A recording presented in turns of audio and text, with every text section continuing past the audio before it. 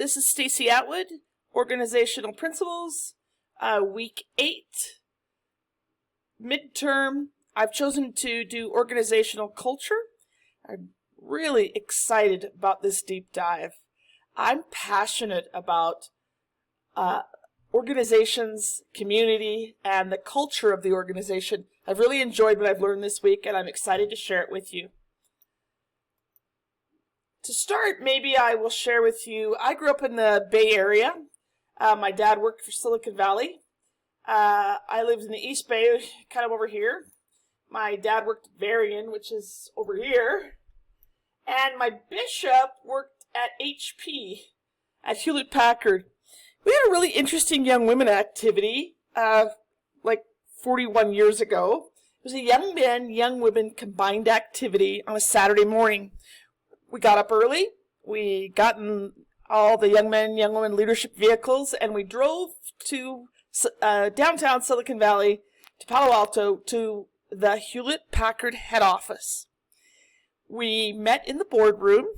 We got HP kind of leather fold binders with an agenda of the day and some information on how to be a good leader and some leadership skills. Got an HP pen. And in the boardroom, my bishop and the rest of my bishopric, who all worked in Silicon Valley, shared with the young men and young women. It was sort of a leadership retreat we went on. I remember we had donuts and juice for a snack. And I remember sitting in the boardroom, listening, like the boardroom at Hewlett Packard, and listening to my bishop share with us that as, young men and young women, as members of the church, we will always be leaders. And talked about the skills it took to be a good leader in the church and in life. And this really began my passion for organizational leadership and organizational culture. And there's some really fascinating things that I've kind of discovered this week that I didn't really understand at first. Organizational culture is hugely important in the success and the overall health of the company, of our people at the company, and the customers. And overall health includes profitability, long-term sustainability. So let's take a look at what is organizational culture. It's defined by many people. I liked several of these quotes. Organizational culture is the civilization in the workplace. It's the culture of an organization's immune system. It's how things get done. Culture is to recruiting as product is to marketing. Some of the things that I liked as I learned, culture includes a couple of things. It identifies our company's internal and external identity. Organizational culture is about living your company's core values. And your culture can transform employees into advocates or critics. A strong organizational culture helps you keep your very best people. A well-functioning culture assists on onboarding. Your culture transforms your company into a team. Culture impacts performance and employee well-being. So those are some of the things why we should care about organizational culture. But how do you know if you have it? How do you know the health of your culture?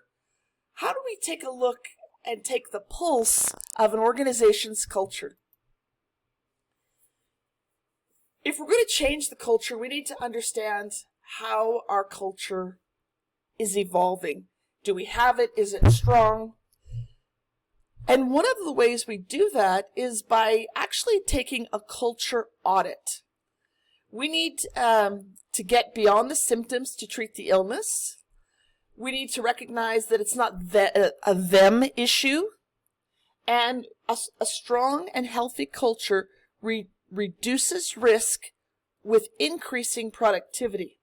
So we really need to do an audit of the cultures, the first step to create this environment that encourages productivity across the board. So let's take a great look at this. I like this infogram on the culture. I liked the steps going up that were here. And we'll talk about these right here, the blame, the multi-direction, and we'll see if we can get to a leadership enriched culture, which would be the best for our organization. So let's take a look at that. When we take an audit, sort of like as we look, there's several different levels to an organization.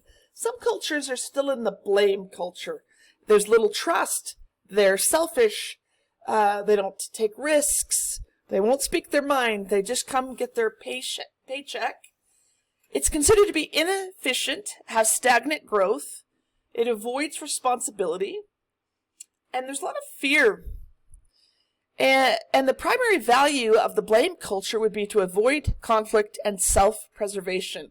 I have worked for companies like that, and I have been an employee and a leader in a blame culture. It's not a great place to be. The next step would be a multi-directional culture. This is a little better than the blame culture, but we still have ways to go. In this kind of an organization, this multi-directional culture has communication, but it's little. People are involved only in their own departments. There's loyalty to groups, but not the entire organization as a whole. It's cliquish, gossip, critical of other departments. The primary value of a multi-directional culture in this organization, they don't get involved in others' business. The responsibility stops at your own job description. I've been in this organization as well. I didn't like it either. It's tricky to be here.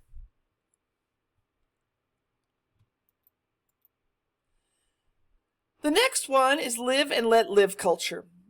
Complacency here, low creativity, average cooperation, average communication, little vision of the future. Some of the primary values of live and let live are they keep the status quo, they don't want to complicate things, and if the attitude, if it's not broken, we're not fixing it. The next would be the brand congruent. The company is likely to have high performance organization. People believe in the product or the service of the organization. People feel good about where the company is trying to achieve. There's cooperation, a strong culture about the brand and the core values. People have similar goals within the organization. On and on it goes. Most of the sales team are walking ambassadors. Conflict between organizations. There is no conflict between organizations' promise to customers and employees. People are passionate. In this, the value is they believe what you say, live what you believe, and that product and service are important in everyone's responsibility. So now, and the congruent one, that's a good organization. But a leadership enriched culture is the culture that we should strive for within an organization. This would be considered the highest performance. People view the organization as an extension of themselves. People feel good about what they personally achieve through the organization. Cooperation is exceptional.